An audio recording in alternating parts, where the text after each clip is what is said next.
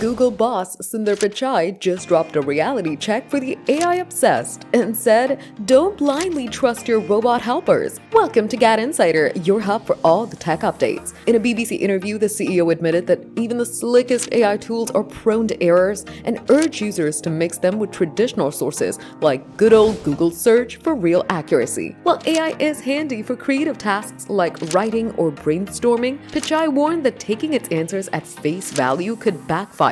He said, "You have to learn to use these tools for what they're good at," stressing that the tech is still far from perfect. He acknowledged the tension between fast AI development and building safeguards against mistakes or misuse, saying Alphabet aims to be bold and responsible at the same time. The timing of Pichai's cautionary words is no accident. Google is gearing up its AI game with the Gemini 3.0 model integrated into search in an AI mode to rival ChatGPT and other chatbots. Google is trying to dominate again in online search, though tests have shown AI chatbots often get facts wrong, even when summarizing news stories. Alphabet is now investing more in AI safety and even sharing tools that can spot AI-made images. Pichai says the AI world should be diverse and no single company should control such powerful technology.